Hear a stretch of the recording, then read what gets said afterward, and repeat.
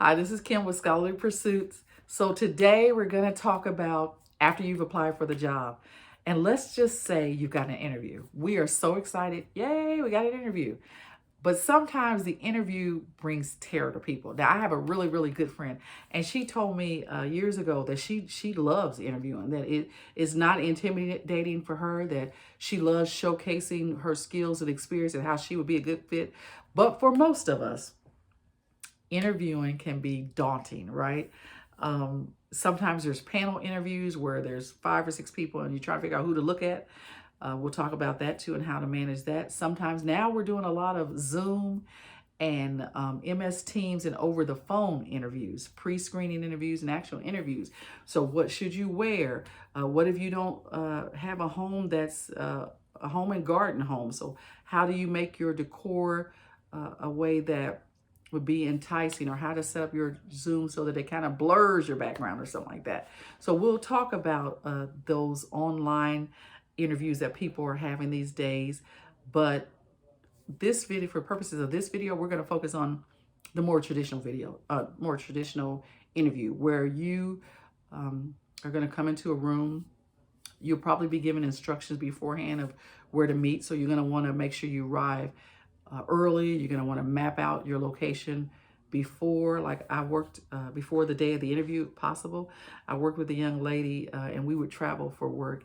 And when we would get to a new city, she would, as part of what she did, she would drive to the location before we even went to the hotel. And that's not something I usually did, but it is a habit I developed actually after working with her a little bit, because she would go to the location, map it out from the hotel to the work site. So the next morning, when you're now going to have to face with time crunches and traffic, you arrive at your location without any sort of difficulty. Because the worst thing that can happen is you have an interview and you come late, right? So I advise that if you have an in-person interview, that you're going to want to arrive early. You're going to want to make sure you are prepared and that you're dressed appropriately for that particular interview. And you'll want to do some research. We'll talk about that a little bit, what to wear. It will depend on the organization. If it's a more traditional organization, you're probably going to want to do the blue suit or the black suit. And if it's a less, let's say if it's you're working for agriculture or something like that, they may not want you to come in a suit because they may want you to do some hands-on activities as a part of the interview. So you'll want to find out for the person who sets the interview up what the expectation is as far as what you should wear. And if that is not available, you could do some research. I would look at their Facebook page. I would look at the company page and just see how people are dressed.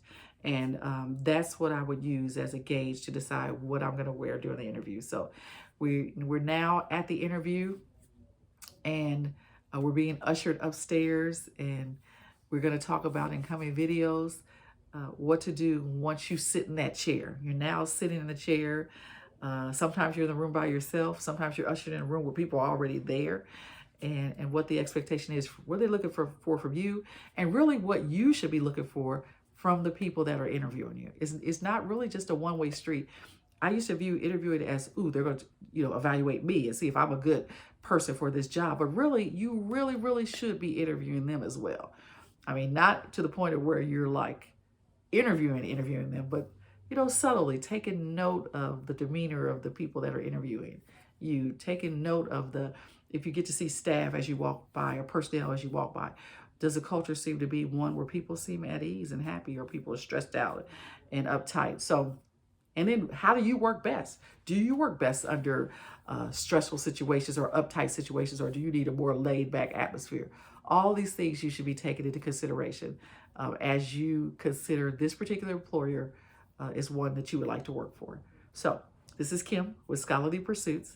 I invite you to like, subscribe, and share if this is content that you're interested in.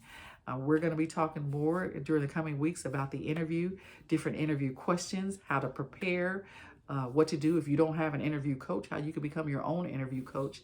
And any questions that you have or comments or experiences that you've had in this area, feel free to share them, and we can talk amongst each other in the comments. I'll be happy to answer any questions you have. Thank you.